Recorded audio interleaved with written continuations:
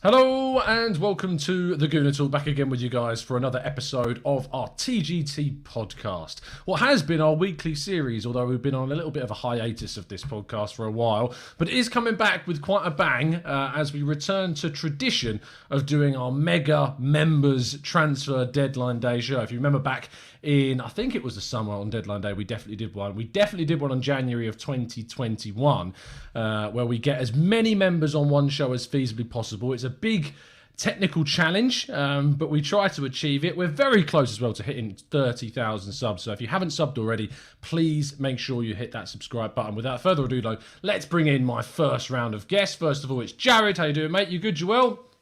Doing good. Good to see you again. Likewise, fella. Yes, I say again because we were joining Danny earlier on today. If you aren't already tuned in and watching a Bergkamp Wonderlands, they've been doing transfer shows all day. I mean, Danny doesn't have much better things to do, to be fair. So He's got a good lineup over there. It should be a good day. He does indeed. It's a fantastic show that Danny's putting on, so do go and check that one out. Also joined by King. You all right, mate? Yeah, I'm good. I was hoping I was going to come here and have a breakdown about Isak, but... yeah, full storms. It is what that is. And finally making up our trio, it's Chris. How you doing, mate? You well? Yeah, very well, thank you. Interesting day as ever. Yes, interesting's a word. It's, I suppose it's interesting in regards to how little has happened, but regarding ins, it's going to be inevitable, of course, what we end up talking about. Jared, we start with you. I titled this show with the question that I'm going to ask everybody that's going to be coming on the show today. Whose fault is this? Well, it's a tough one in that I'm not still 100% sure who handles the transfer business, whether that's Edu or Arteta or sort of those two, in partnership. But whoever it is, there's definitely some fault to be laid. The window's winding down. It doesn't look like anything's going to be done. And it's frustrating. If we were sat 10th at this point, you're not getting relegated, you're not qualifying for Champions League, and you choose to do nothing and just sort of wait till the summer. I don't love that, but it's an understandable position. When you're 2 points off of fourth with a game in hand, you're right in the thick of a top four fight. I just can't understand or find any logic behind the way they've handled this January. If it was Vlahovic or nothing, I don't even like that, but I could at least accept that. But when you go Vlahovic is a no, and then get rid of players who, may be useful when injuries hit or COVID comes through and Maitland-Niles and Chambers, it's just extra frustrating because I can't find any logical explanation for why that would be your optimum strategy for the month of January. Yeah, fair enough. King, who do you blame for the lack of transfers this January?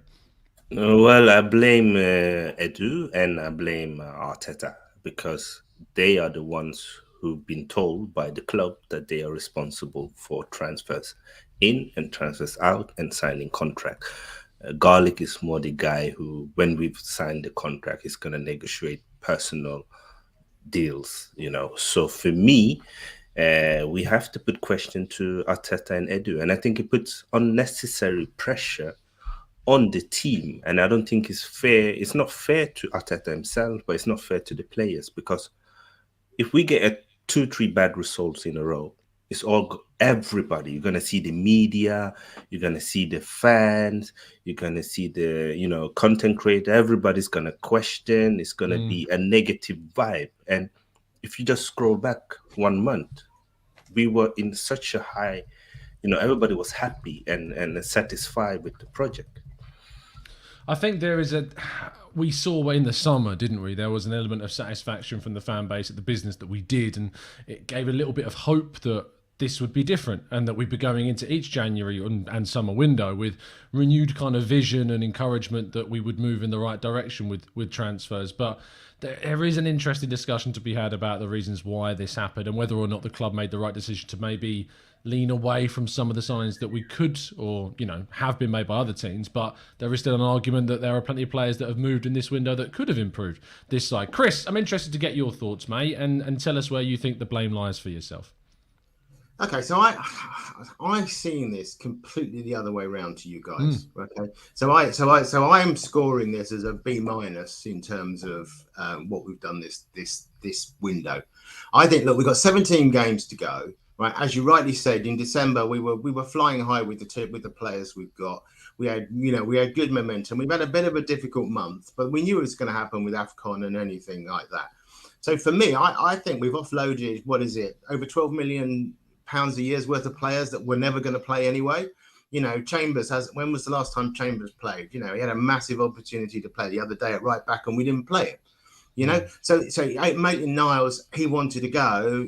How long can you keep a kid like that around? And on 48 grand a week basic salary, is he worth it? The answer is no, because Emil Smith-Rowe's on less than that.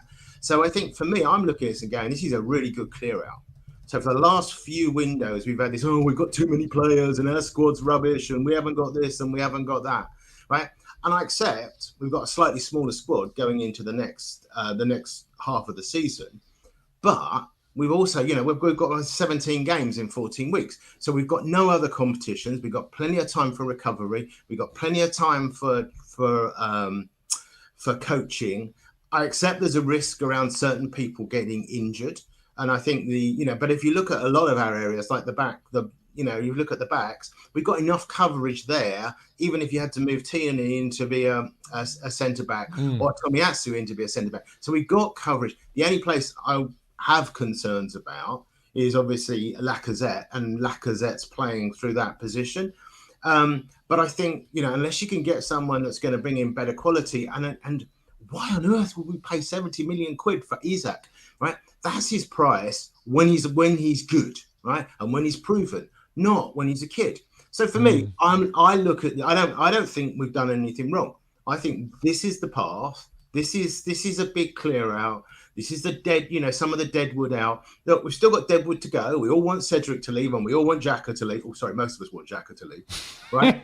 But until you've got something better, right, you can't afford to let them go, And so for me, I think this is positive.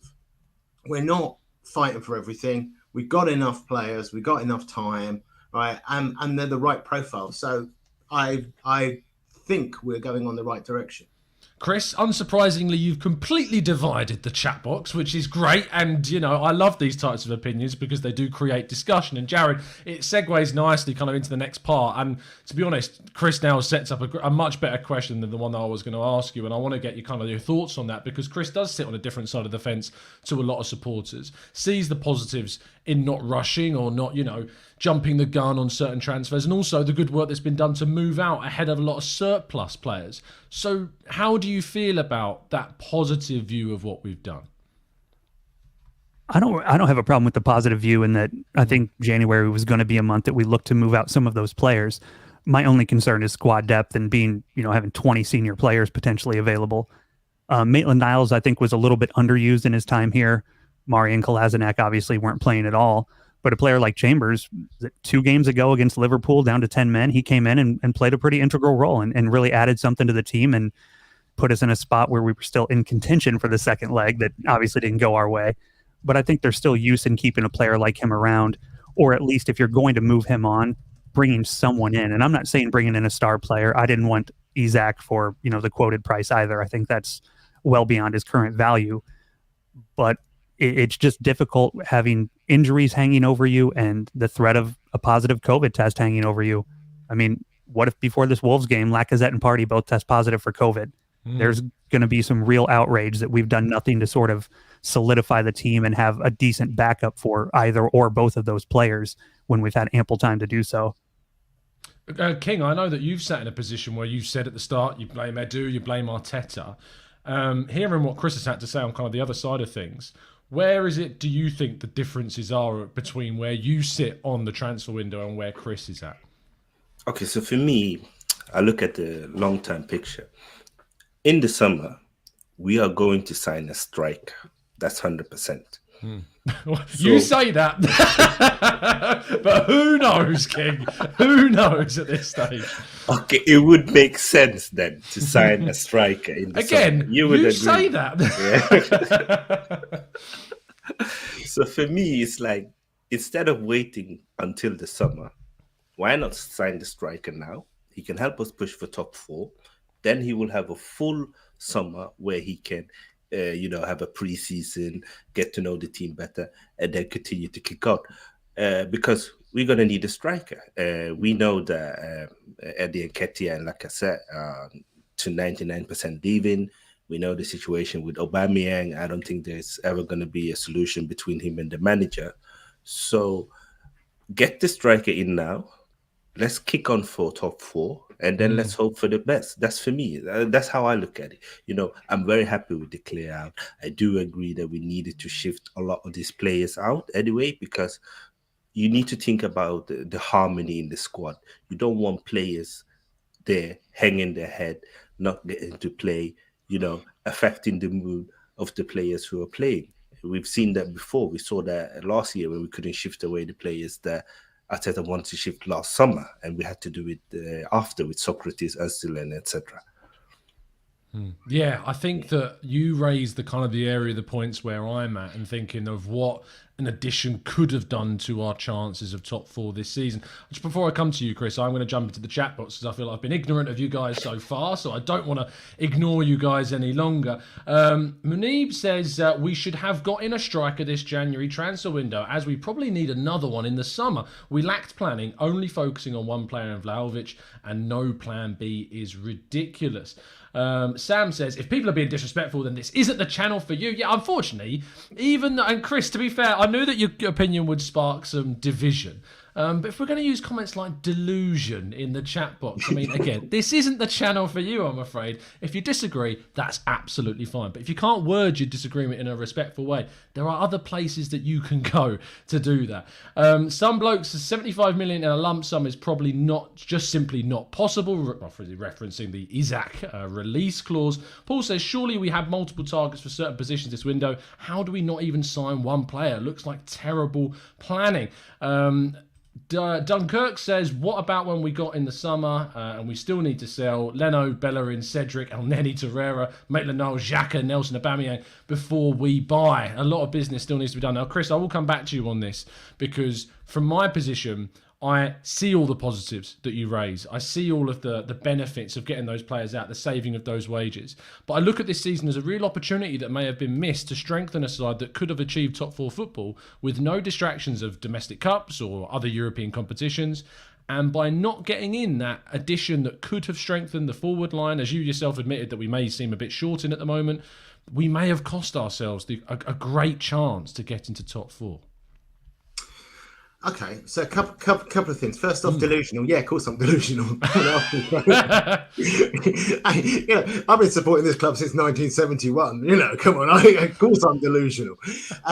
But in terms of who really on the market, right, would have rocked up and actually, given us what you're asking for, right? So I had a quick scan on all the other who's moved around the Premier League, etc. Right. I'm not a great fan of believing that you can pull someone in from a different league and they will hit the ground running. I think in the last 10 years, there's only two experiences I think of that. One is Tomiyasu, who's landed, and the one before that was Sanchez. Right. So it's pointless expecting to buy someone from Europe and expecting them to turn up and deliver right straight away. So I get, it would have been great to buy Vlahovic, right? I completely agree with you. I think he was the right profile. I think he would have been brilliant. I don't even think we were ever in that conversation, right? We were never talking to the agent. We were never talking to the player, and the kid wants to go down his own road, and you sort of got to let him do that, right? So I don't think it's a case of that wouldn't want to have brought people in. I'm just looking at people coming in and I'm going, well, apart from Guimaraes to Newcastle, the rest of them, do I really want them? Not really, right? They're all panicky, if you ask me. And he's going to take time. So he's the only one that's come out of Europe into the UK that I look and go, okay, maybe we missed it, right? Right. Do you not think Wout Weghorst, the Dutch striker international, has moved for just, I think, £15 million to Burnley, 6'5", regular goal scorer in the Bundesliga? Do you think maybe he would have been just a reinforcement to Lacazette and a different style of characteristics in a forward? Could he not have offered maybe something? I only put it to you playing devil's advocate, of course. Yeah. I look, he could, right? I mean, the answer is, he could do Andy Carroll-esque type activity, yeah, because that's what you're saying, right? Does that fit the team? Does that fit the way we want to play? You know what? I just think Edu. I don't think we should disrespect Edu and Arteta. They know what that. You may not agree with their plan, right? But you have to agree they have a plan, right? And if these players don't fit in their plan, right, then we're in 2 windows' time, we're going to be saying, "Oh, why did we buy that person? When are we going to shift them out? Oh my God, we're paying them 50 grand a week to sit on the bench." So, you know, the lessons we've learned over the last 6 or 7 years since Mr. Wenger left, right? You know, and probably towards the end of his time as well, you know, is we have a plan and a strategy. And if we start messing around with that strategy just because it feels like we could get top 4, right, then I don't think that's good business. And I don't think that's good long-term planning. Now, I actually have said, because I, you know, as most of you know, I sit on the North Bank, right? I have actually said on the North Bank to my mates, I think we will get 4th or 5th this year. And I think, and I still think we will. And I think we will with this group of players. Fair enough. I mean, we got a few minutes left, so I'm conscious of the time. Jared, 2-minute answer in response to that. Do you think there are any players that you've seen out there that could have done and given us a bit of a boost, and maybe goes against that argument put forth by Chris there? The one that I've thought, and still today, I kind of thought maybe a little bit of the contingency plan if none of our other deals went through, was Tyler Adams. He plays in Germany for Red Bull. He's Team USA, team captain. He kind of fits what we need a little bit. He's only 22, I think about to be 23, but kind of like Saka, Odegaard, Tierney, he's very mature and carries himself as a professional for someone of a younger age. And he's also a holding midfield player who can also fill in at right back. So I think he covers a lot of our potential needs if we would have some players out. And he has a release clause that I think is reported in the 32 million. Yeah, somewhere in that range, which it's not the case where you're getting a guy at a huge deal for a release clause. I think that's a pretty fair price for him. But he's one that kind of fits the profile of what we've been looking for and fills a couple of areas where we'd have a potential need. So he was kind of the guy that I thought having a release clause, maybe the contingency plan for today, if all the other potential plans or whatever they were planning didn't happen. It's getting late enough now. I don't think that's going to happen either, but I thought he would be a good fit. Yeah, no, fair enough. And lastly, rounding things off, King, same question to you. Is there anyone that you saw move that you felt would have done us a great service during this window or the rest of the 6 months of the season? Well, you know, I'm a massive believer that central midfield is the most important position in the field for me, because your midfielders are the one who's supposed to shield your defense, and they're also the one who's supposed to create for your attacking players. So I'm a massive fan of Bruno Guimaraes. I really wanted to see him at Arsenal. I do think that for his quality and the price, it would have been worth the risk. And I also think that, you know, we've seen players come to Arsenal, especially in January, and kick it. We've seen Aubameyang himself. He did it. I remember Arshavin come in January. He started very well. I think Sami Nasri first season, he was very good. I mean, we have seen different examples. I know it's hard. I know we have, you know, a lot of people are still got PSD from Pepe. But I do think that if we break it down and we look at the best players in the league, a lot of them come from foreign leagues and from other parts of the world. So for me, it's all about, if we have scouted the striker we want to buy in the summer, my argument is let's buy him now instead. I don't believe in now buying a player who isn't good enough. I want to see a player who's good enough. So if we can get him in the summer, why not get him now? That's my only argument. Fair enough, man. I think you've all raised some excellent points in this evening's show. It's great to see division and showing that you can have a reasonable discussion without getting each other's throats. Let's say thanks to everyone in the chat box for joining in as well. We've got another 3 guests lined up to join us. Jared, thank you so much, mate, for coming on as always, fella. Always a pleasure. King, Chris, it's been a lot of fun. Absolutely. King, thanks for coming on so much, mate. Oh, thanks for having me on. It was a pleasure to have both Jared, Chris, and yourself on. Thank you. Pleasure's all mine, mate. And finally, Chris, thank you for being brave and sitting there and putting across that point of view. Fantastic stuff. Thanks, pal. Thanks for having me. Lovely stuff, boys. You can check out the guys in the Discord server if you want to have a chat with them. Join up as a member and get in there. It's fantastic discussions, and they're all regular partakers in those. So we'll see them very soon. Thanks, guys. We'll see you soon. Lovely stuff. A massive thank you to Jared, Chris, and King again. Let's bring in our next 3 guests. First of all, it's Tom. How you doing, mate? You good? You well? Yeah, I'm good, thank you. How are you? Yeah, very good. Considering as good as it can be, I suppose. Yeah. I was hoping for a little bit more activity, but it is what it is, and we're going to get into that and a lot more. We're also joined by Moss. How you doing, Moss? You good? Looking I'm good. good. I mean, positive. I'm loving the positivity. Surprising how things are right now. We'll get into some of the reasons as to why. Lovely stuff. We're also finally joined by Chris, who made his debut on our phone-in show the other day, and he's back already. He must have enjoyed himself. How you doing, Chris? It was a good time. I'm doing really well, Tom. Good to see you, mate. What are you based in Australia right now? I am. So What time it's is it? Yeah, it's 5:30 in the morning, lads. I've been up all you are night committed to watch to nothing. this. To watch nothing happen. It's been horrible. Lovely stuff. Representing from the west to the east. We absolutely brilliant stuff.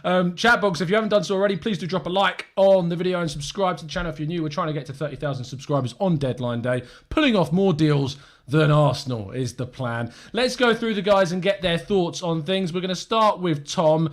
Tom, whose fault is it that we haven't brought anyone in this window? It's hard to say because obviously we were really pushing for that Vlahovic deal, and it was one that you sort of could see there wasn't from the beginning. You never got the good signs that he was ever going to come here, and it seems like we never really had a fallback off of that, and I'm not too sure why, because it's a really difficult deal to get done. They must have known that, and we haven't got a plan B striker. Which isn't. Oh, his name's Eddie Nketiah, Tom. Did you not know? Well, I think we should have sold Nketiah when we got that Newcastle bid in, because even as a backup, he's not going to do anything. He can't do much. Biereth from our under 23s can't do much worse than him. So just recoup any money because we're losing him for free anyway. So yeah. I think it falls on Edu more than Arteta, because Arteta sort of says, I want this style of player, get him in, and then Edu's the one who sort of, I guess, goes out and makes the deals happen. And if we can't get anybody in, that's really poor. You had 31 days to get any sort of, plus, the months beforehand to get any deal prepped for the window. We must have known there were players available and that are unsettled at their clubs. So in one word, who are you pointing the finger at? Edu. Moss, where are you sitting in regards to this? Who are you placing the blame at for why we've not signed anyone this window? It's our own issue. I mean, we had to clear out a lot of bodies. I think this was, like you and Harry, many people are saying, like, I think a lot of these loan outs and getting rid of some of the extra players, surplus to requirements that aren't playing, was planned for a few months. And I think the Aubameyang thing just threw a monkey wrench in Arteta's plan a little bit, and I think they're scrambling a bit. And then when Arsenal FBI was all over Arteta being in Denver there talking to Stan, and then I mean he's pretty happy. Last night I was like, just throw something in front, they do of Stan. He's super pumped that Rams are in the Super Bowl, so let's just get something done. But I like many King and many people are saying, it's hard to understand why it seems like we're all in on Vlahovic and just had no other loan plans, no other, here, let's get one little center mid on a loan in, and let's make a littler signing, not huge money on a striker, and get one in. And then if Vlahovic works out, well, all for the best, but yeah, I think we were just all in on Vlahovic and had the bit of the blinders on. So I would say Edu, because he's got to organize all this. And Chris, same final question to you, mate, in regards to who are you placing the blame towards for the lack of signings? If you think there is worthy of blame, who do you point the finger at? There's definitely blame to be had, and I think it's going to fall on Edu, but the person who's going to struggle the most with it is Arteta. Yeah. Like, it's going to affect Arteta the most, because I agree with like all the getting rid of all the dead wood and like freeing up like wages and stuff. But we've taken away also by not bringing anyone in, we've got no tactical flexibility whatsoever in the squad. And that's going to affect the final 17 games we've got coming in. If someone gets injured, we just have like-to-like replacements. So people are constantly whinge about Arteta not having a plan B. How can he have a plan B when he doesn't have anyone to bring off the bench that can offer anything different to the players that are sitting there? You bring off Lacazette, you're bringing on Nketiah. You're taking off Saka, you're bringing on Pepe, you're bringing off any of the midfielders, you've got to replace them with El Neni. Are you kidding me? I think we're going to struggle. I think we're going to struggle for these last 17 games because teams can set up their team knowing what to expect from Arsenal. And you brought up Weghorst, the 6'6" big Dutchman. I would have taken him. At least you can throw him up there for 10 mil, throw him up there at the end of the game. He does have it. He's in the 98th percentile for pressures. Yeah, he's not just a plan B striker. No, there's more to his game than that. Yeah, and I'm actually super keen to watch him play for Burnley. Now, I hope he keeps them up, and I hope it knocks Newcastle down. And all the money they've spent on Guimaraes, that relegation clause gets activated, and we can get him for a cut price, maybe. Yeah, look, there's two things that's keeping me three things that's keeping me interested in this season. Arsenal, obviously. And the other two are Burnley and Watford, and fingers crossed they can knock Newcastle down. Because seeing Roy Hodgson coming at Watford, I think, is a smart appointment. I'm hoping that makes a difference. And Burnley getting in, of course, with Weghorst, and obviously they signed Cornet in the summer. I was hoping they might be able to bring in Orsic as well, but I'm not sure if that deal happened. I don't think it did. But that, fingers crossed, will be the difference. Tom, to kind of move on to something that we've not discussed yet, even though we're 26 minutes into the show, and that is that Pierre-Emerick Aubameyang looks to be going. And this links into the striker debate, because we're letting Aubameyang leave. We knew that he wasn't getting minutes, that he wasn't playing. There was a moment where it looked like it wasn't going to happen. That since has now changed in the last 15 minutes while we've been live, with a medical reported now to be scheduled. So that deal is going to be going through from the looks of things. With him going and not a replacement being brought in, does that emphasise even further kind of how naive and ignorant the decision not to bring one in is? Yeah, definitely. I mean, you've ostracised him from the side in, what was it, November? And we've played since then, and we've played really well, and we've scored quite a few goals, but it's not sustainable to rely on these young players over the course of 38 games. You can't do it. You've got to bring someone else in to find the goals. And I think Lacazette and Nketiah have a combined 2 non-penalty goals in open play all season. It's just not, that's not sustainable. You can't get top 4 with that. And we've got a real opportunity. I had a real opportunity to push forward and create a gap between us and Spurs and United, because next season United will not be in the same position they are now. No chance. And Tottenham will be a lot better if Conte seems to have got a few players in January in the last day. So they're going to improve. We can't sit still, because if we sit still, it's going backwards. Absolutely. We've got a really good young team. We can't waste their progress. We can't waste what we've got. We've made a real good step in the summer, and this was a really good opportunity for us to kick on and push your summer plans to January. Just go out there and pay over the odds for a striker. How do you view Arteta at the moment regarding this? Because, I mean, there's a lot... Chris, who was on, obviously, in the previous group of guests, feels like, that we've done some good work regarding outs. Other people feel that this is all on Edu, and you said a second ago that you would place the majority of the blame on Edu. Do you include Arteta in any of the blame? Or he has to get some of it because he's the manager. That's just how it is. And he'll get the final say on the transfers, apart from, obviously, the guys upstairs. But I think it's firmly on Edu, because Arteta will probably say, look, I want a striker that can do X, Y, Z. Go out there and find me some of my targets. Arteta might have some that he likes himself, but you can't expect Arteta to do all the transfers himself. It's not him. Yeah. He's got to do it, give it to other people and delegate it. So I think it's on Edu that we haven't, pay over the odds for the striker. You've got Isaac's release clause. I know he may not be the answer, but you've got to get somebody in the door. You can't expect to finish in the Champions League with Lacazette, who can't play more than 60 minutes anymore. You can't do it. I'm really torn on this one, because the thing is we know so little about kind of who's responsible for what and who has what majority of the roles. And when Mikel Arteta was promoted to manager, one of the things that we understood is that he would work a lot closer with Edu. In fact, they're considered on kind of the same level. Like, Edu was no longer his boss when he was promoted to manager. They were effectively on the same kind of footing in regards to kind of hierarchy. So we know that Arteta was involved in the summer with deals, but Arteta's involvement in negotiation is going to be convincing the player. That part of the negotiation is what Arteta is going to be involved in, and the identification of targets, of course, as well. But it's going to be on Edu and Richard Garlick and the hierarchy above them who would release the funds to surely organise and get deals over the line. We know that Arteta was keen on getting transfers in. He said at the start of the window that they wanted to do business, but this window is very, very complicated.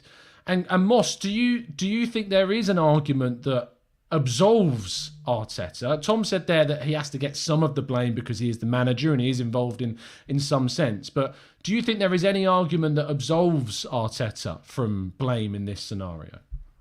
Yeah, like my thoughts was that he's been busy with the COVID, everything going on, and trying to patchwork the team together for some of those matches, But yeah, no, he's to blame a little bit. I mean, like all of us, we don't know the inner workings of how, they're deciding on players to go for and whatnot. I mean, the guy you love, Bruno Guimaraes, is going to Newcastle, and it's like, man, that's right in our wheelhouse, that amount of money. Like, were we so focused on Vlahovic, I guess, or are we just wrong that they weren't?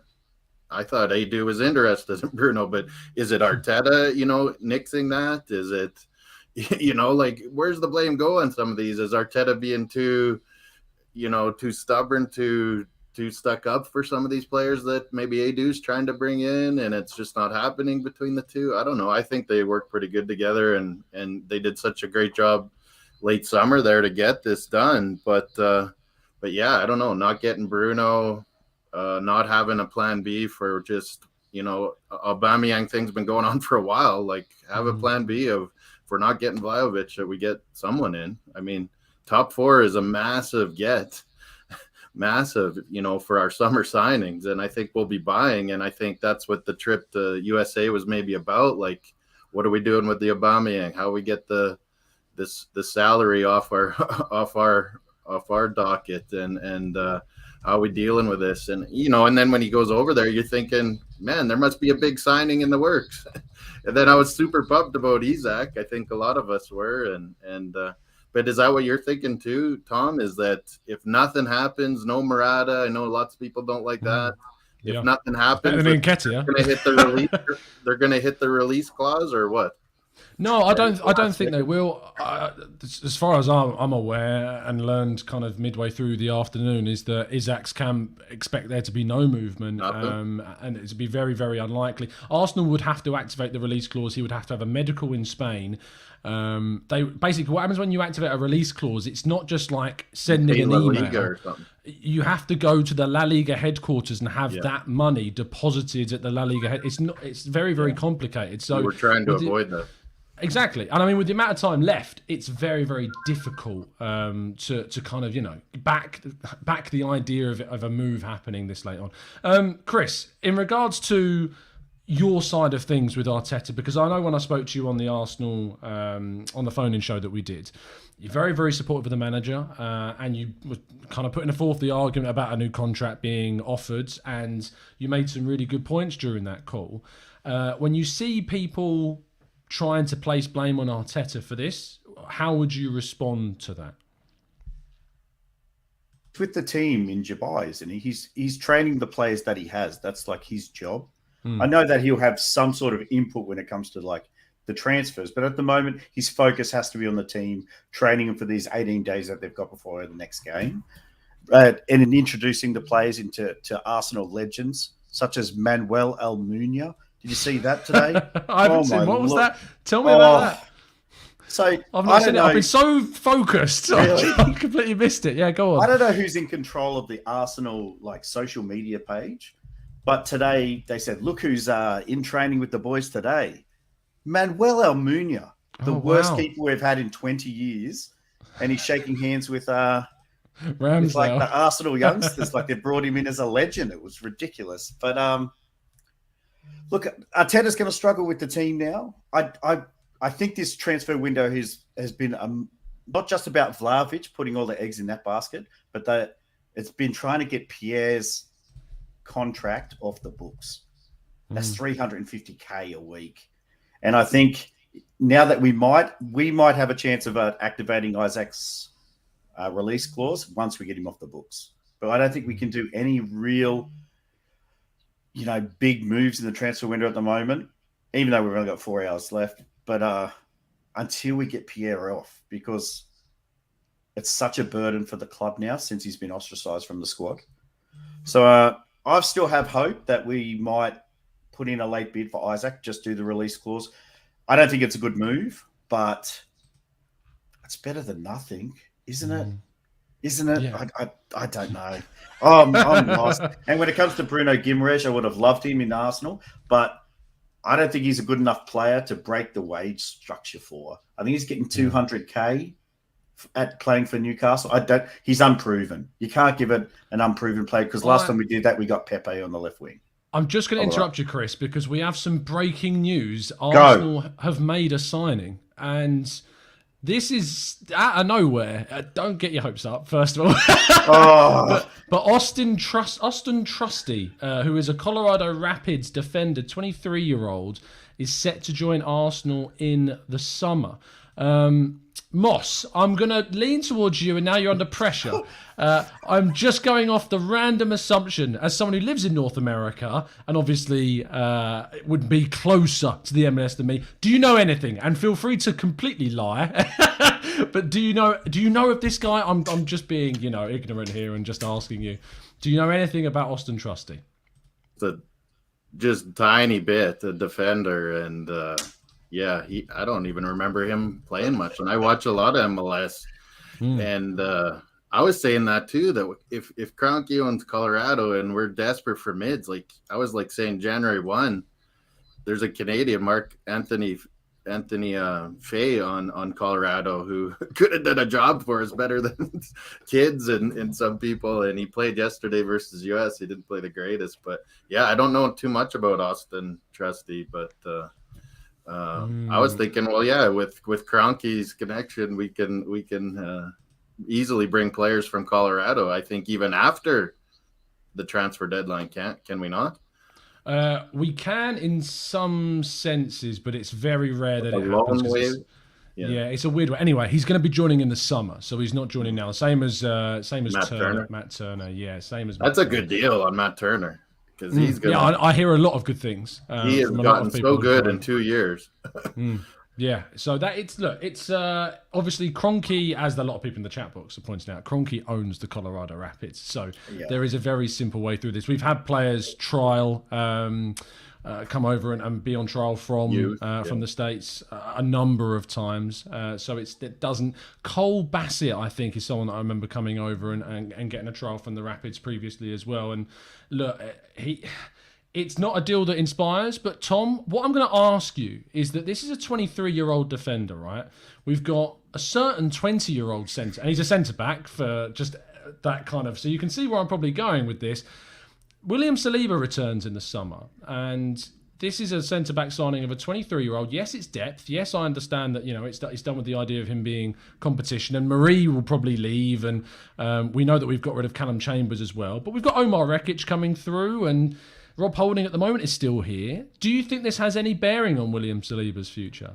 It could do. I mean, to me, that sort of more says that Holding's off in the summer than anything towards Saliba, because you'd rather keep... I've only heard that Saliba is happy to come back, and that Arsenal really want to get him back in and integrated with the side. It would seem really stupid to throw him away. With Rekic as well, I would have, he could do with a loan next season rather than integrating into the first team. And four top said, well, I don't know anything about the new guy we brought in, but if we have, four good centre backs, that's only a good thing. And maybe that indicates we want to move to like a 3 at the back or something. Ooh, that's an interesting shout. Oh no, I don't think it's. I don't know. Saliba's played in the back 3. Ben White's played in the back 3. Because that's what I mean. We've loaned Saliba out to play in a back 3. We've signed Ben White, who played in a back 3, and then we're sticking him in back 4s where they might not be as comfortable. I don't know. I don't think it will have any effects. Surely not. Surely they wouldn't replace We've used that word surely so many times. Surely is the word. We have reached the end of this section. I'd just like to take a second to thank my fantastic guests again in chat box. If you could show them some love, and we're going to be moving on swiftly to the final part of today's show. Tom, thank you so much, mate. As always, absolute pleasure. Thank you very much, Tom. Thanks for having me. No problem at all. Moss, great to have you back on the show again, mate. Thank you for coming. Loving it. Yes. Thank you, Tom, very much. It was a pleasure. I wonder if Moss wants Jonathan David to sign in the summer. Man, did he play good, David, yesterday? Yeah, I've heard.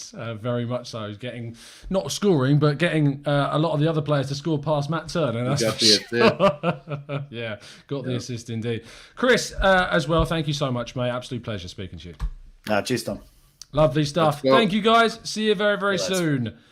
A massive thank you once again to Chris, Moss and Tom for helping out with the second instalment of today's show. We're going to move swiftly on to the third to bring in our final guest of today. First of all, it's Vinny, sporting some brilliant glasses and a brand new headset. You all right, mate? Yeah, I've come on as Chris. I've got some hair as well. I'm gonna keep the positivity going. Brilliant stuff. How you doing, mate? You good? Yeah, I'm really well, thank you. Yeah, really good stuff, man. Good stuff. I'm also joined by Ludwig. You all right, fella? Yeah, I'm good. I'm okay. Let me go with okay. I'm in between. Yeah, I'm still thinking about it. That's a good representation. We're up and down. Yeah. And making up our quadrant. That's not a word. Our quartet is the word that I want to use. Is Dan? You're right, mate. See, I've lost the will to speak, Dan. At this point, I can't even talk. It's all right. No, I'm good, thank you. I've just seen Sky have also announced that Aubameyang's gone on a free, pretty much. So. Okay. So. I love that both you and Vinny were just like directing me in the chat. Look at this tweet. Look at that. I'm trying to run a show and I'm going on Twitter and stuff, trying to work stuff out. Well, we've signed someone, we've sold someone during this, so it's happening. I suppose that's a good place to start. I will ask you kind of where you place blame on this window in just a second, but we have signed someone, so it would be amiss if we didn't get your thoughts. Vinny. Austin Trustee is his name, 23-year-old Colorado Rapids, Stan Kroenke owned side centre-back. How do you feel about this mega acquisition? Well, I see him, he's either going to come in and replace Holding for next year for when Saliba comes into the squad and he's going to be the understudy player who sits below them, or similar to what I think it was Tom was saying in the last one, I'll get my names mixed up. He was in the top right hand corner replacing me.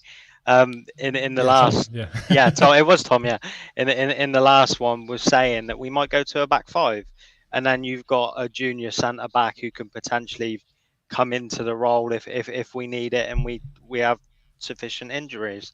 But I don't know anything about him, so it's hard to judge. But it's good to see we're bringing in someone in for the future.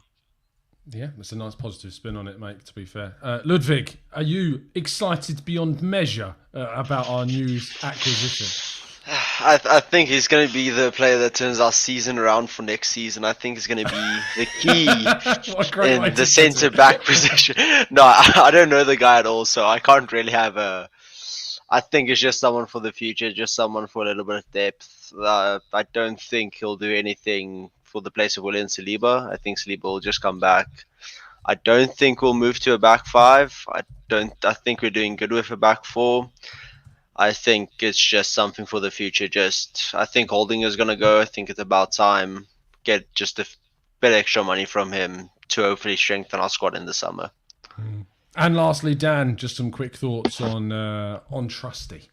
Are you trusting the process? I am. Arsenal have actually announced the signing, and with that, they said that his aim is to go back on loan next season as well. Oh, wow. Okay. So we're signing a player and we're not keeping it.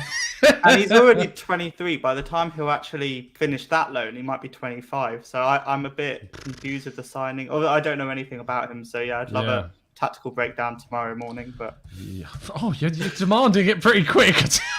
So I'll tell you, tomorrow it's not going to happen, but I will endeavour to get any info on him, of course. Just having a quick look at Arsenal's announcement of the player. USA under-20 international. How could it be under-20 international? Oh, I suppose he used to play in the under-20. I was thinking he can't be now. He's 23.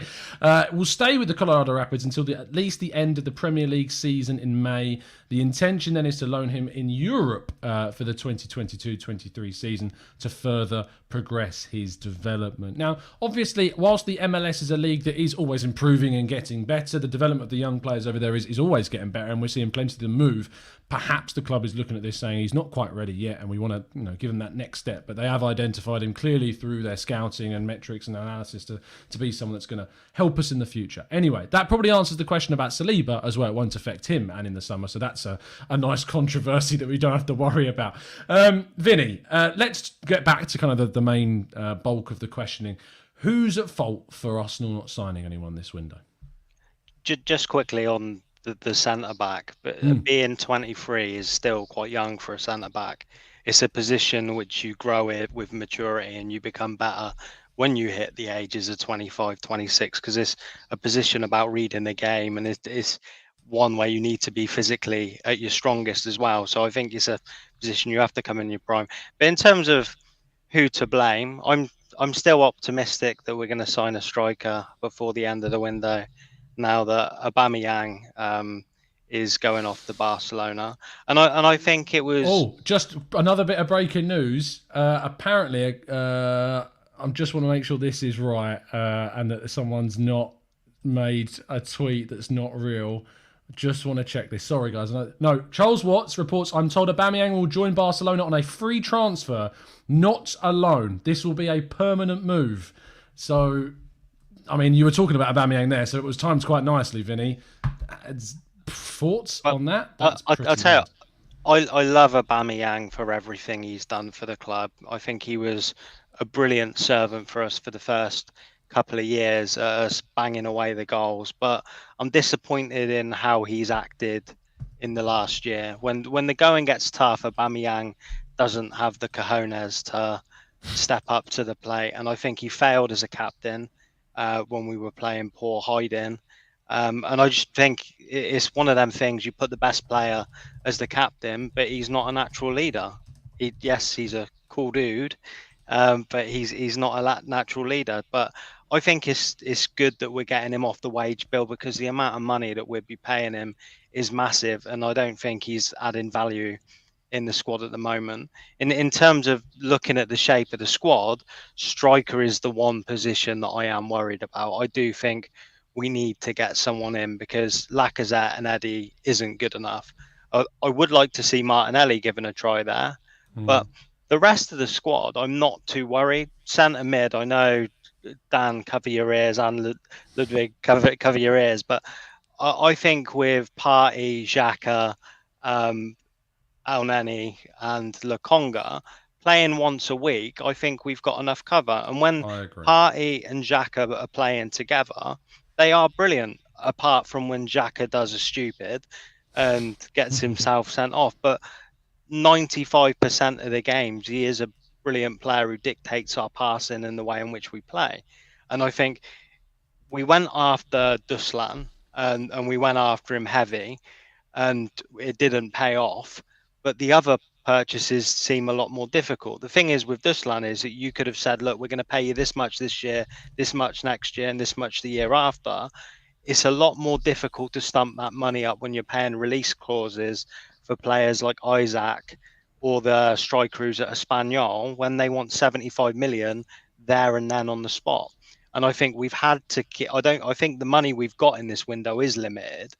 And we've needed to set it aside for a striker, and hopefully they can pull that off in the last hours of the window. Yeah, I'm really just reading back at some of these the comments and stuff. Like, I know that Aubameyang did some really good things for this club. I know that he did, but look, I find it so odd how vehemently people defend players that have had these disciplinary breaches that have. It's the Arteta out brigade, mate. Because I know a lot of people that are Arteta out, Vinny, that are it's not all of them, but I understand where you're coming from. I know that there is a portion of people that want Arteta out. That if there is a player like a Guendouzi or a Saliba or now an Aubameyang that the manager has come into odds with and has then exiled them from the team, obviously it makes sense to jump on the side of those players. And I find that as silly as I know you're about to make out, but I just find it really strange that people put the bad behaviours of a player above the club that they support. It's really strange. Ludwig, let me bring you in on this, mate. What do you think about this? I find it extremely strange. Like, yes, Oba was a great player for us. I mean, when we basically had no team, he was the only person carrying us. But sometimes you have to take off the rose-tinted goggles and you have to realize he's just not that player right now. Whether it is because of Arteta, whether it is because of personal reasons, whether he's just got the payout and now he doesn't care anymore. I don't know, but eventually we just have to decide. Look, I wasn't extremely happy when we signed him on the new contract. I didn't think it was a great idea because it's a lot of money for an aging player and it usually doesn't work out for Arsenal. So I don't know. I love Oba, but sometimes we just have to accept that the best is over and it's time to move on. Like, even letting him go in a free is a bit... It feels bad because he was one of our best players and he still has, a year and a half on his contract, and it's a big contract. So just letting him go feels strange, but I feel it's worth it. And I think we have to wait to see what's going to happen in the summer. I mean, Arteta and Edu, they didn't miss the previous summer window, and the players they did not sign turned out to be... Well, it's good that we didn't sign him. Like, Emerson is not working out well.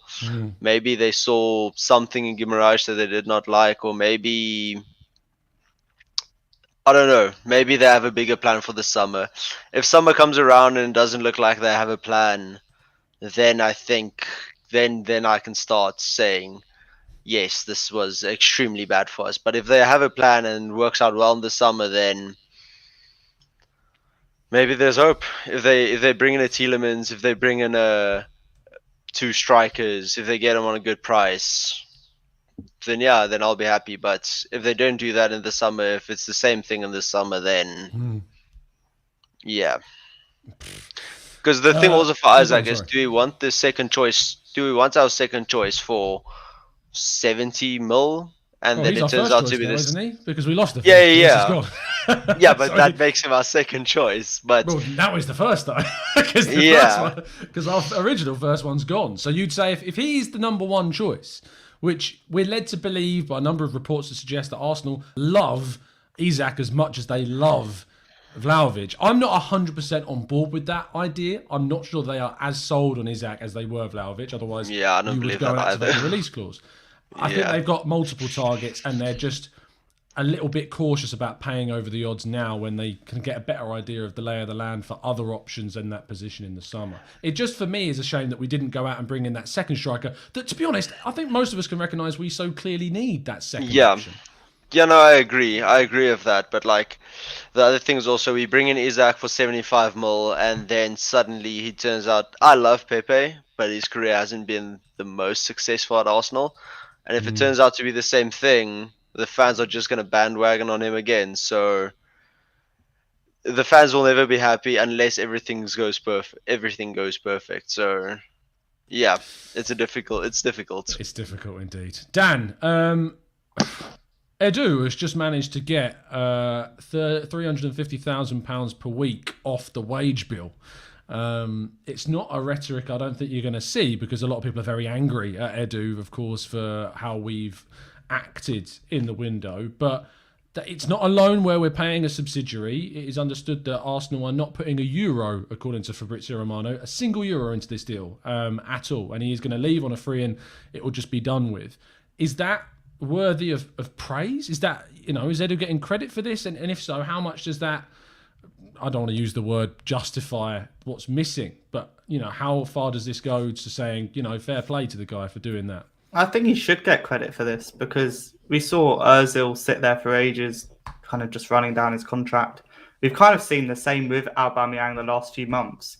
So to get him off this January, like in the first window that comes around when, he's in this kind of situation where he's missed late to training, late to games, late to North London derby, to get him off straight away, I think Edu does deserve a lot of praise. To take 350k a week, the amount of money that we're saving, surely you think with this money we might be able to do something with it. And this is where I think actually I think they have a first choice, and maybe it was Vlahovic, but it seemed like he really wanted to go to Juve. Maybe we've got a second choice, so who's now our first choice, who we can't get right now. We could get Isaac. I'm sure they probably could just go for the release clause, but why pay that much for someone who's going to be our striker for the next 7-8 years when it's not the first choice that we want? So I feel like maybe wait till the summer so we know really exactly what we want, do it then. And I think we've got a good enough team, to be honest, to get top 4 anyway. James Ben, just to confirm, Arsenal sources indicate this is not reflected of any breakthrough on potential incomings. They are willing to let Aubameyang go without replacing him. So if you were encouraged that this may lead to a possible late turnaround, sorry, that's not going to happen. I think Lacazette is good enough because we saw in December. Is he, Dan? Is he really good enough? I think we saw before our January was dreadful, but in December and November, I thought Lacazette was really good. And when we had that Xhaka and Partey pivot, all the goals were coming from Odegaard, Saka, Smith Rowe, Martinelli chipped in. All the goals were coming there. And Lacazette was doing really well. We saw him tracking back and we were actually playing brilliant attacking football. And then as soon as Xhaka got his red card, his suspension, and Partey went off to AFCON, and we kind of went to this three in midfield of Lokonga as a single pivot, that's when we started to play badly, and Lacazette started to kind of drop in form. So I'm hoping that with Xhaka and Partey back, going back to this 4-2-3-1 will actually help us score more goals. And I think Smith Rowe, essentially Saka, Smith Rowe, Martinelli, Odegaard will get the goals again. And whilst maybe having a better striker than Lacazette would mean we could then switch to a 4-3-3 mid-game and our striker could be clinical. Lacazette isn't that person, but what he is good at is linking with everyone else. So essentially our plan A with this 4-2-3-1 is actually quite good. Fair enough. I think it's going to be intriguing how things line up with everyone back, how much game time Pepe gets, how much game time we rotate, and if we kind of have a set lineup for the rest of the season, basically, dependent on fitness and stuff like that. We're going to finish with this comment from Lone Star Londoner, who says this is the worst window in history, in the entire history of the Arsenal Football Club, which is where I'm going to lead to the final question, which is a very short one because we are running out of time. Vinny, out of 10, how do you rate this window, mate? 6 or a 7 at the moment, based on we've got rid of a lot of dead wood. Woo! That is going to be a catalyst. I love it. And I think similar to what Chris said, I don't want to see us sign in rubbish players like Dan Ears again, Cedric, Murray, Willian, who we bring in trying to plug gaps, and not doing a job and us having to sell them. I don't want to see us spend 25 million on a striker who's not good enough and we're going to have to clear off the books and we're just stuck with these very average players again. So for me, yes, I'm annoyed that we don't have a striker, and I'm hoping that we do bring one in towards the end of the window. Splash in an extra 20 million if you think that striker is the man to take us forward, I think is worth the risk, because that can potentially get you Europe, and you write off that overpayment through doing that. But let's see. But I'm happy with the players we've got off the books. I'm happy that we've got Ober off the books, because I think it would have brought problems into the team keeping him on. And I hope that we can pull something out of the bag and bring someone in before the end of the window. Ludwig, out of 10? I would say a 6, just because we've done something. Genuinely, I'm shocked by this. Go on, keep going. just because we've done something this window that we haven't been able to done for the past 4 windows, I think, and we got a lot of dead. we did. It's just not coming right now. No, but just getting a lot of the dead weights off of the books. Just all these extra players that's never going to play. That's just filling up the wages. I'm just glad they're finally off the books and they're done stinking up the dressing room. So I'm happy with that. I would be ecstatic if we get a strike in. I would like to get Isaac in, but if they don't believe, for now I'll trust them. For now, they were right with a few other players. I really wanted Emerson. I really wanted Buendia, and they proved me that I'm wrong. So I'm just hoping. I'm hoping. I'll see what they do this summer, then I'll say yes or no, if it was good or bad. Fair enough. And Dan, out of 10. I'm actually going to give it a 7. I think we've loaned back a lot of play. I know you want to give us a 1. Mine's a 3. I'm just going to put it out there. I have 3 out of 10. Mine's a 7. We've loaned back a lot of players, and I think our loan team kind of situation has kind of been better. We've loaned out players to hopefully the right clubs now. Trying to make this sound good. Essentially, we've done even positive Jared's like 7. I think we've done everything we needed to do in terms of offloading the players that maybe don't need to play. The only thing, which is maybe a reason why it's not any more than 7, the only thing we haven't done is sign anyone. And yet it's a 7. Like that. I think our team is good enough for top 4. And like Vinny said, I don't just want to splash. If Lacazette gets injured, Dan, it's Nketiah to the end of the season. But you could say that the same with Saka. If Saka gets injured, we've got Pepe. Pepe and Nketiah. I'm sorry, there's a big difference. I don't know, but you say the same with Gabriel. You say the same with Tierney. I think all the kind of backups are like an Nketiah. I think you could say the same with every position. Maybe that's just me. Fair enough. No, fair enough. Look, as I always say, everyone is entitled to their view if you can explain it, and all you 3 boys did explain your points of view. I disagree. I would go over 3 myself. I respect what we've done with the outgoings, but this was a huge opportunity to strengthen the team and to get top 4, and I just think we've missed that, and I think that's huge. I am out of time, Dan. Unfortunately, I know we want to continue, but I've got to jump on the Arsenal lounge, and I'm already keeping them waiting. Vinny, thank you so much, mate, for coming on. Really appreciate your time. No, thank you very much for having me on, and fingers crossed we get someone in by the end of the window. Yeah. If not, I think Martinelli can do a job there. I know you don't agree. Oh well, I like him on the wing, but it may come to that, mate. It may come to that. Martinelli, Smith Rowe, Odegaard, and Saka as a front 4. It may end up being that. Ludwig, thank you so much, Matt, as always. Oh, it's a pleasure. It was very fun being here, talking with the 2 people I probably argue with the most on the Discord. But you agreed with them. I agreed with them. So no, it's fun. I'm gonna go sleep because I have work tomorrow, and then I'll just hope I wake up to good news. Fingers crossed. Dan, always a pleasure, mate. Thank you so much for coming on. Yeah, looking forward to seeing your next show, and also looking forward to seeing Xhaka as a false 9. Oh, I mean, you were talking about depth in the team. If you want to talk about depth, it's right Target there. Man. Lovely stuff. Thank you, boys. I will see you again soon. See you later. Cheers, lads. Massive thank you to Ludwig, Dan, and Vinny for rounding off the list. I had Lee in my head for. I'm going to now go and jump onto the Arsenal Lounge. So do come and join us over there. I'll tell you what, TGT gang, I need your support on the Arsenal Lounge. People go in the chat box on me, so I could really do with the TGT heroes in the chat box over on the Arsenal Lounge. It'll be live on Mo Hader's channel as well, so do come and join us. But other than that, it's been an absolute pleasure to speak to you. I'll be back live here at 10 p.m. UK time to break down if anything crazy has happened in the final moments of the window. But I'll see you over on the Arsenal Lounge in just a very quick second. See you soon. Have a fantastic evening. Try and keep your hopes up. And as always, up the Arsenal.